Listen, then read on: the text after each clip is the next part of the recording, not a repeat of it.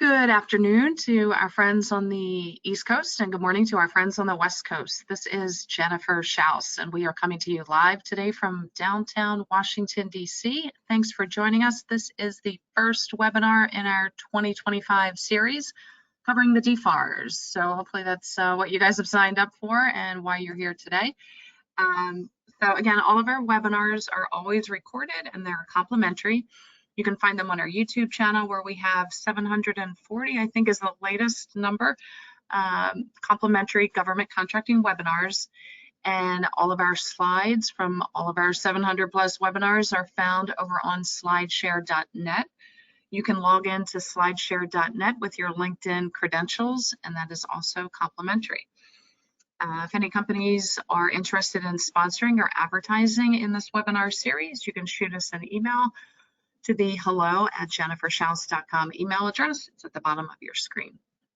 We will also be sending the recording and the slides, as well as our speakers' contact information to you, typically within 24 hours, but depending on some schedules today, you might actually get it within a few hours of the webinar ending. So again, thanks to everybody who has joined us. If you want to sign up for the entire series or the full series, if you go over to our website and navigate to the section called the DFARS, if you scroll down there, you'll see the recordings from when we first covered this series in 2021. Things obviously have changed since then. It's been 4 years. So on the right-hand side, you'll find the current season, 2025, and we'll put the recording links in there. So after today's webinar, that first DFARS overview will include a link to our YouTube channel, which will get you to the recording.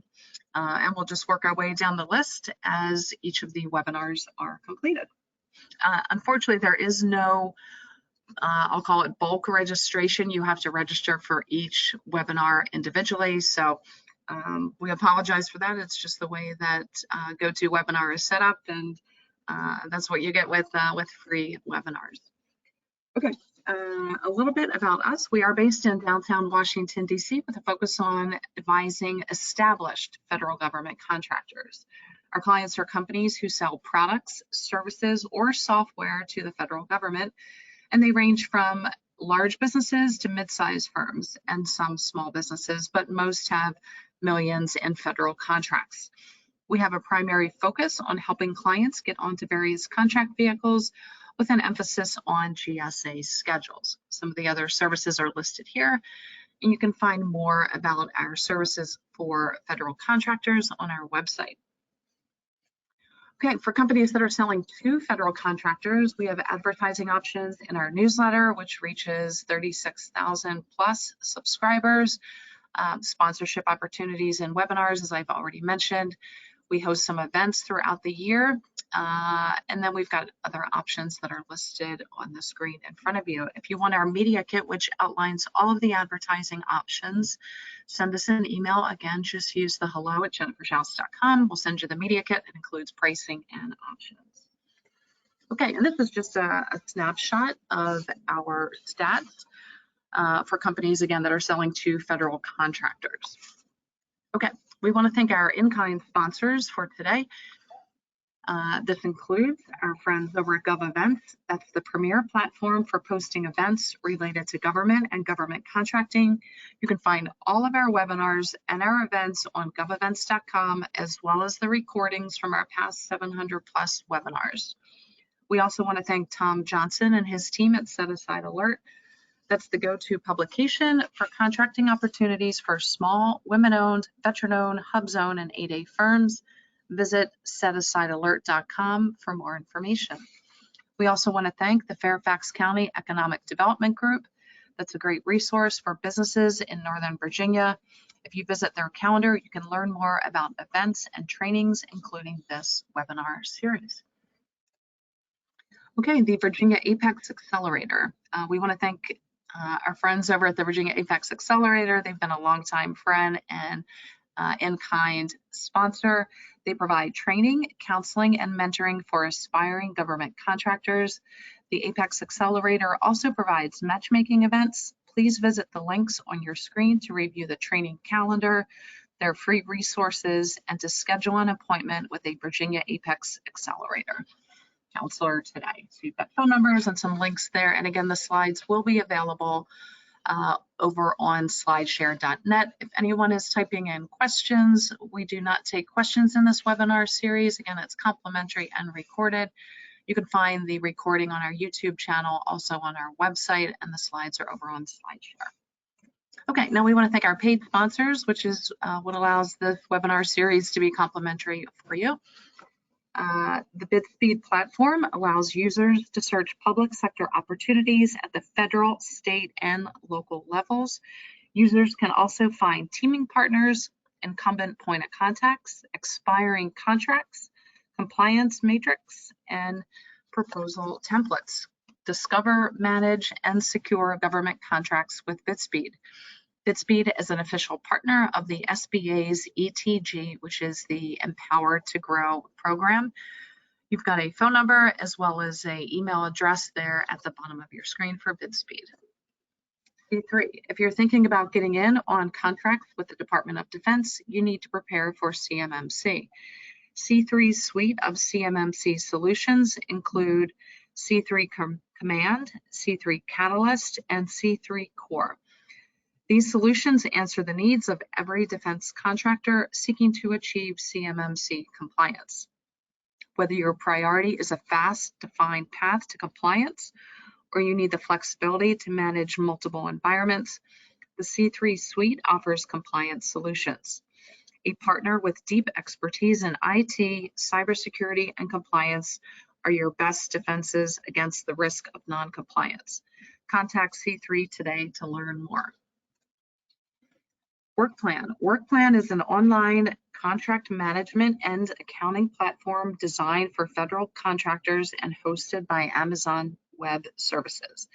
Get and stay DCAA compliant, manage business expenses, timekeeping, and forecasting, plus use the WorkPlan platform to manage capture and CRM. Integrate your HR and payroll system into this one easy-to-use platform. Contact WorkPlan to schedule your demo today. You've got a website as well as an email address there on your screen. Ataria. Ataria specializes in Microsoft Cloud licenses and services for government and government contractors. Your business advantage for Microsoft Government Cloud licensing, managed IT administration and security, and data intelligence services and solutions. They implement secure, compliant, and scalable solutions to enhance your operations, reduce risk, and uncover opportunities. Contact them for expert guidance on your IT roadmap. You've got a website as well as an email address there. And again, we want to thank all of our sponsors for making today possible and making this series possible. Again, the slides will be sent out later this afternoon. And you'll have all of the links and contact information in there. Okay, so today we're covering just a high-level overview of the DFARS that'll kind of set the stage for the following 48 webinars in this series. Again, we're covering these on Wednesdays and Fridays. Without further ado, I want to introduce my friend, my colleague, Christoph Milanarczyk. Christoph, it's great to have you with us. I'll let you say hello to the audience and then we can dig into the presentation. Well, thank you so much, Jennifer, for having me here. I jumped at the chance. When Jennifer Schaus invites me to talk about the Defense FAR supplement and the wider DoD industry, listen, that's an important topic to discuss. So it's my pleasure. Ladies and gentlemen, thanks for tuning in. We're going to talk about the DFARS, subject near and dear to my heart. I'm a former contracting officer. I work for Air Force. I work for the Navy and the Pentagon, and so they use the Defense FAR supplement in all those agencies. And I've since become a consultant, an expert witness, and an instructor in government contracts. And I wrote the book series called Government Contracts in Plain English on Amazon. And the second book is The FAR in Plain English. So I think Jennifer and I are excited to talk about the DFARS, perhaps in plain English. So Jennifer, why don't we get started? Let's go ahead and break it all down. Okay, thanks for being with us.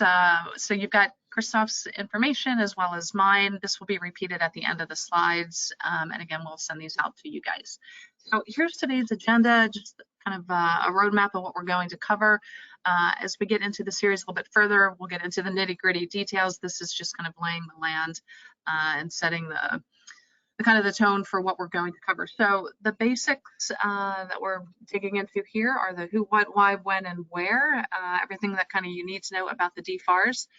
So Christoph, as we're talking about the DFARS, and obviously it's a hot topic these days, defense contracting, but I think first we need to kind of tap the brakes a little bit and rewind back to the FAR, which I know you mentioned that you wrote a book on that. So let's talk about the FAR, and I'll let you kind of cover that before we dig into the DFARS. That's a great place to start, Jennifer. We walk before we run. It all starts with the FAR, the Federal Acquisition Regulation. Some people call it the Bible of government contracts, because the FAR is the primary set of regulations that gives instructions to the federal agencies about how they're going to buy and purchase and negotiate those government contracts. And the FAR also has standard contract clauses that you'll find in your government contract. Well, all these rules that I just explained sound very similar when we discuss the Defense FAR supplement. So the FAR applies to all federal agencies using appropriated funding. But when we bring up the Defense FAR supplement, it's a special set of government contracting rules applicable for defense contracts. So whereas the FAR applies no matter what to almost all the federal agencies, including the DoD, when we talk about the Defense FAR supplement, these are the clauses and the regulations for all Department of Defense, Pentagon, Army, Navy, Air Force. And you think of the DFARS, the Defense FAR supplement, really as an add-on, an additional set of regulations. So to wrap it all up, Jennifer, really just to start with, if you've got defense contracts, then you've got to know about the FAR, and I wrote a book, FAR in Plain English, but you've got to also know about the Defense FAR supplement, and you're going to actually have to apply both of them to your defense contracts. Great, and even just to step back to think about some of the other departments, and we're not going to cover them in today's session, but Department of Agriculture, Department of State also have their own supplements. But today we're just talking about, today in this series we're covering the DFARS. So again, I think the takeaway is everyone has to follow the FAR, and then certain departments will have their own supplement kind of laid on top of that. So, Christoph, how would tell our audience how companies should recognize if they have a DFARS clause in their contract? Yeah, the numbers give it away, Jennifer. If you look at your government contract, you're going to find a section with a long list of clauses. Probably, you probably see that. And you'll notice a lot of them start with 52, 5-2. Well, all the 52 clauses are going to be from the FAR. So from that central Federal Acquisition Regulation, right? But if you're looking for your DFARS clauses, they're going to start with 252, 252. So a common DFARS clause would start DFARS, D-F-A-R-S, 252.227-7013, for example. So yes, these clauses, there are many of these clauses. So the numbers that trail behind them can get quite complex. But remember, if you see DFARS 252, or you see the number 252 as a prefix, we're talking about the Defense FAR supplement. Great, thanks for that. And did you want to mention anything here as far as DFARS being found at Chapter 2, Title 48 of the CFR? Yes, it all wraps up nicely because, you know, the FAR is Title 48, Chapter 1 of the Code of Federal Regulations. The Code of Federal Regulations is where you find all regulations. And so Chapter 1 is the FAR, and Title 48, Chapter 2 is the DFARS. And that's actually why DFARS clauses and DFARS citations start with that number 2 in front of the 52. That's the pattern that you'll note. And you can look up the FAR or the DFARS in the Code of Federal Regulations online at ecfr.gov, like electronic code of federal regulations.gov.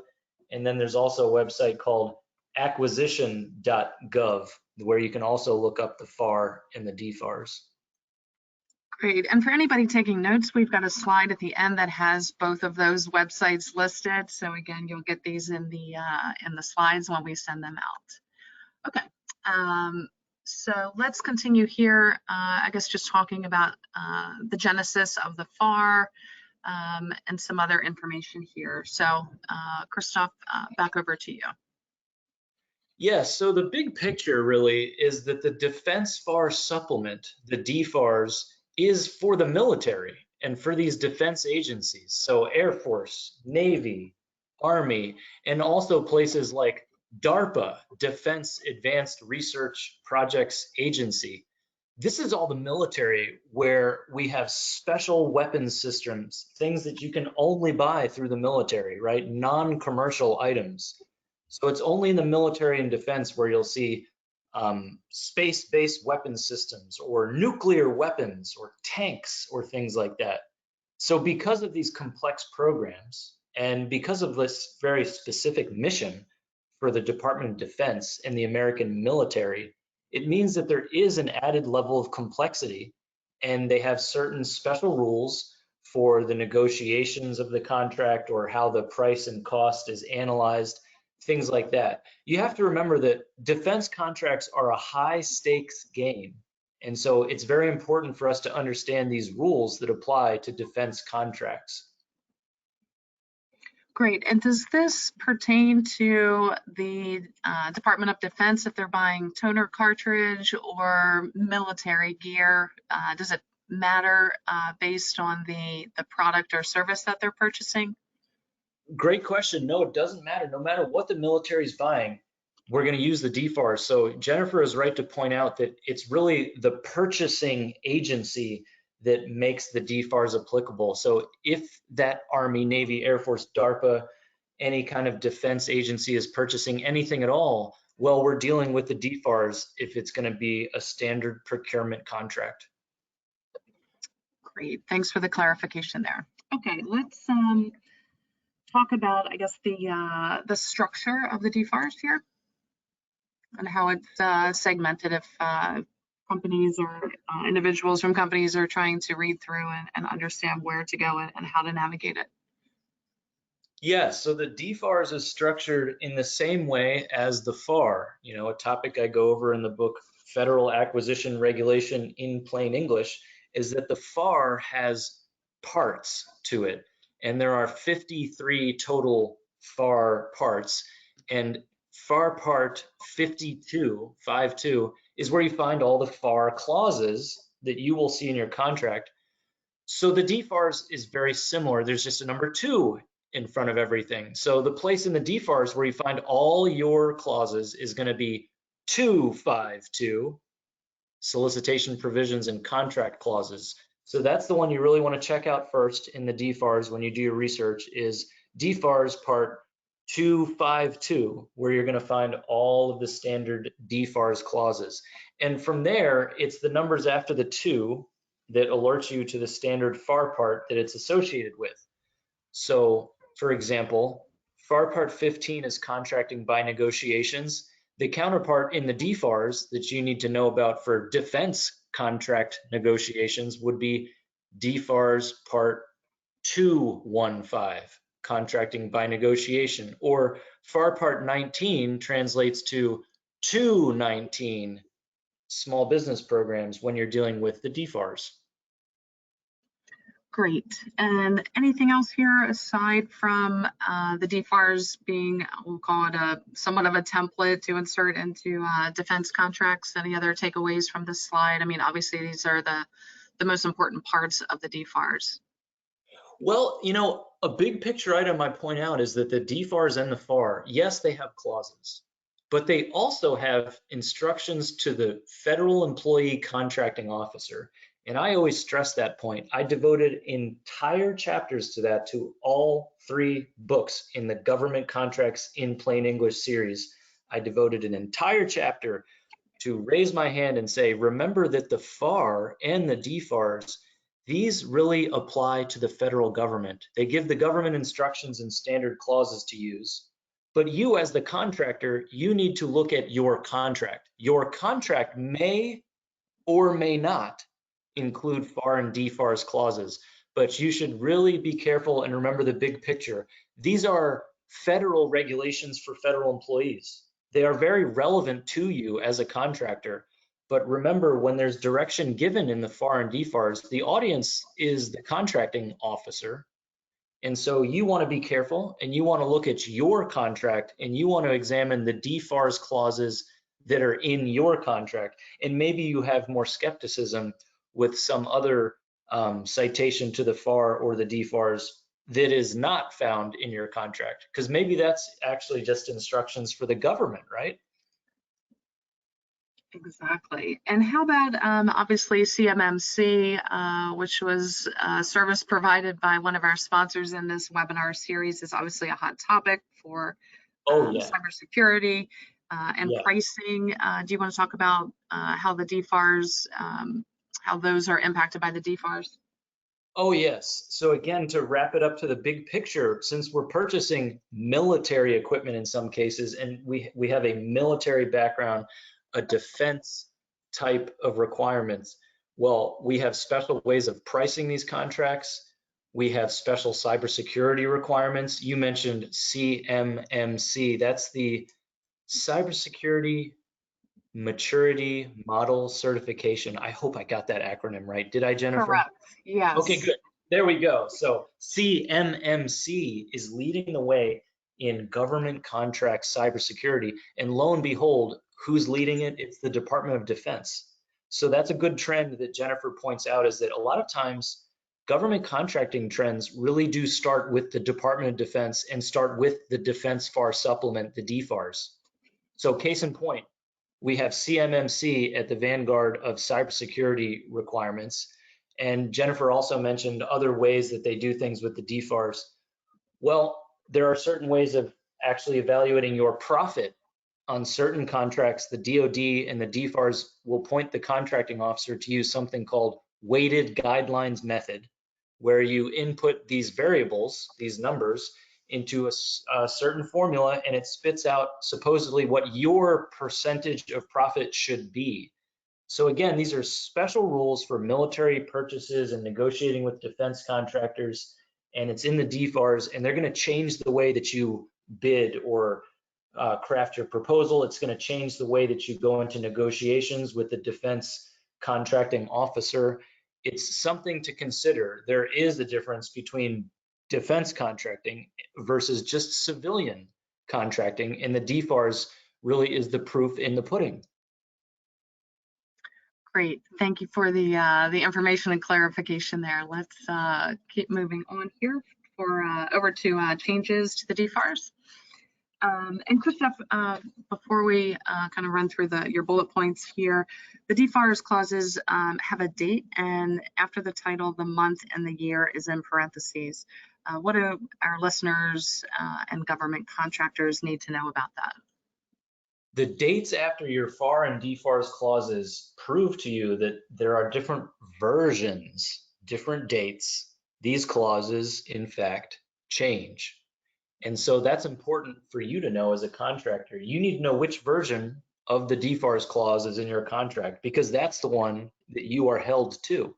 So clients call me all the time asking the question of, oh, well, what if they update the DFARS clause in my contract? Do I have to follow the new one? That's a very common question.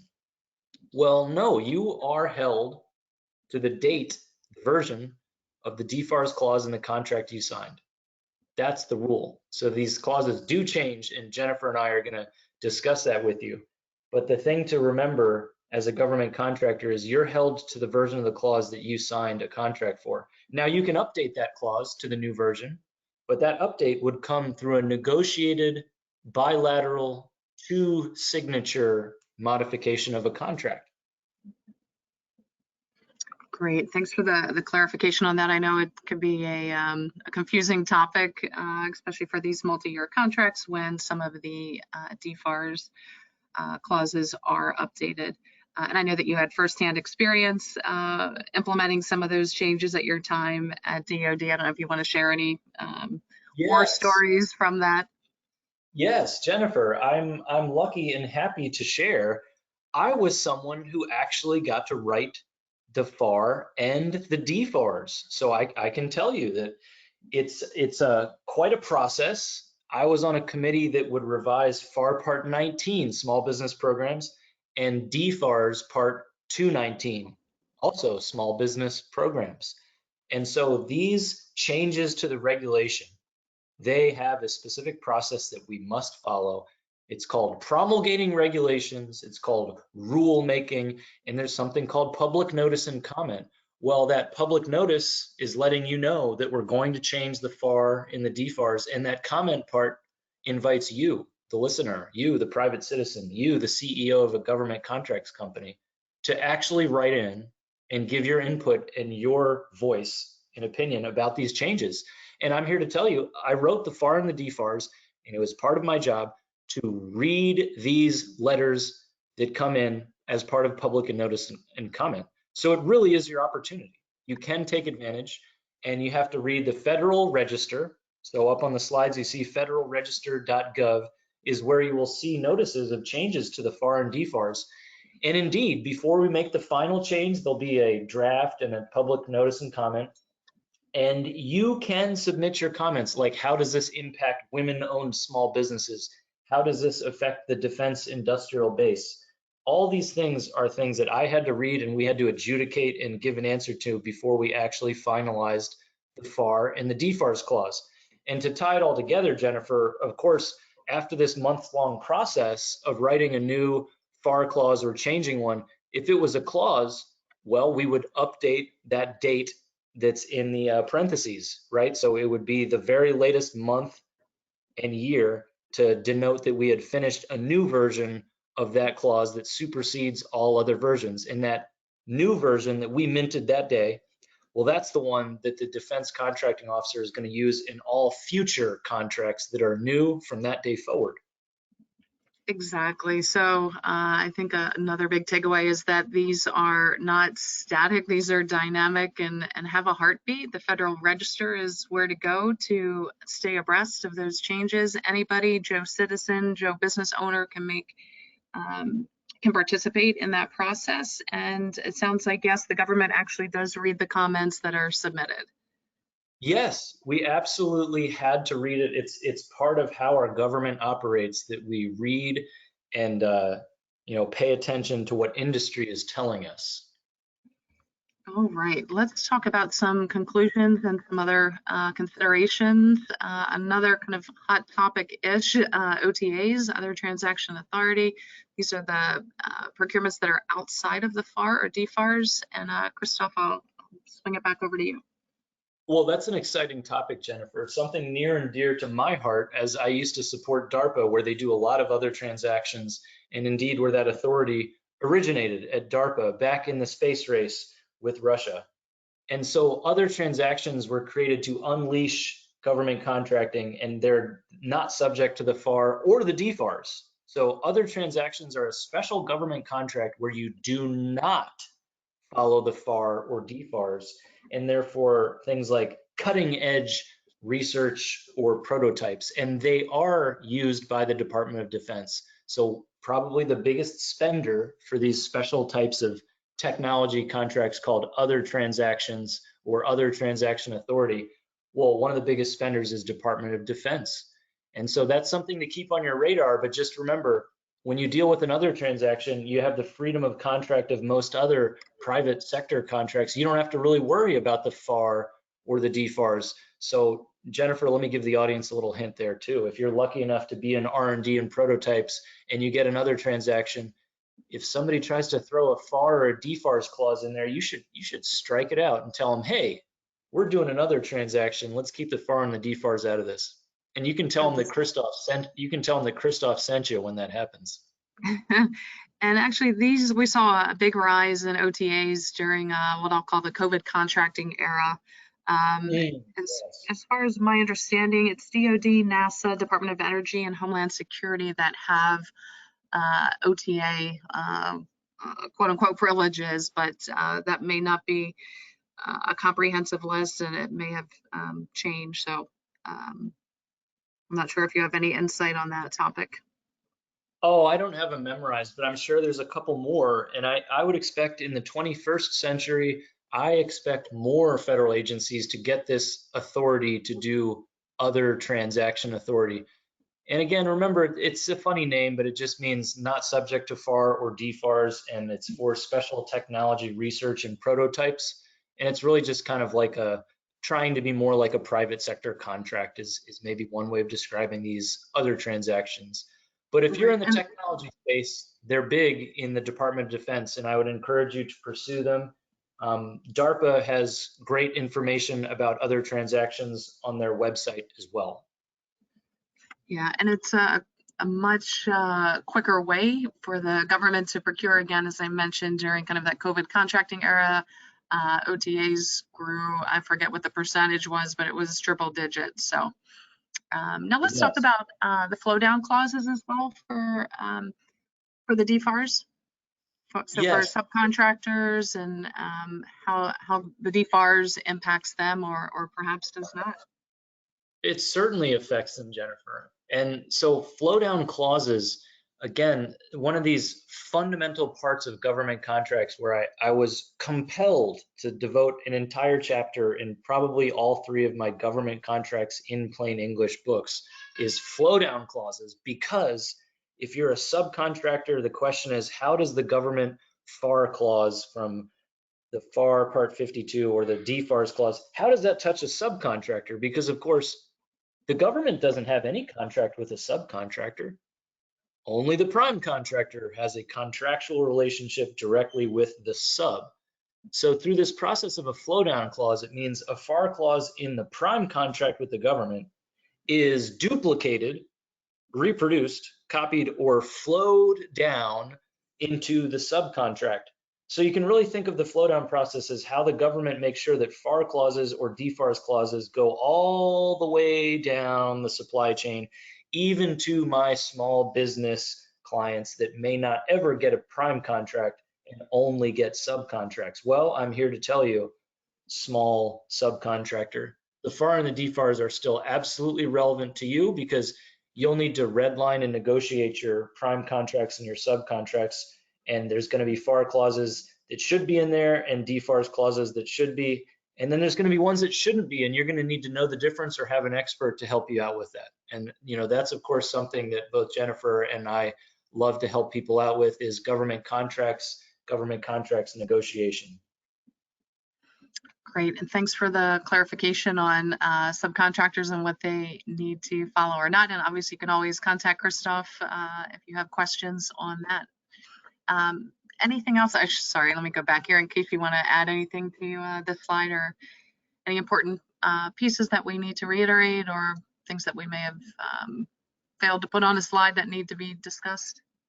Well, I think I would be remiss without pointing out that the Department of Defense is the lion's share of federal spending. So if you are in the federal government contracting industry as prime or sub, there has never been a better time to be supporting the Department of Defense. It has always been an outsized share of the federal budget. In the 21st century, I expect it to continue in that pattern. It's always a strong horse among the constellations of federal agencies. So therefore, you should become an expert in the defense FAR supplement, not just the FAR. If you want to deal with Army, Navy, Air Force, DARPA, other defense agencies, any of the research associated with the military, well, the defense FAR supplement is something that you're going to encounter. Exactly. Great points there. And so what we put here together for everybody were some helpful links. So the FAR, we covered the FAR in 2020. We covered it again actually last year, so all parts. And they're just, short 30-minute webinars, kind of like today's session. And then the official link over to acquisition.gov, which Christoph had mentioned earlier in the presentation. The DFARS and then all of the other FAR supplements are also found on that site. The Federal Register, where you're going to go to find updates to the FAR, the DFARS, and everything else. And there was, I think, a big update to the FAR recently. Code of Federal Regulations, which we mentioned, and then we have, I think, about 25 to 30 webinars on OTAs, which we just talked about on in that last chapter. Christoph, anything to add here on this slide, or anything that I missed? No, I think that's good.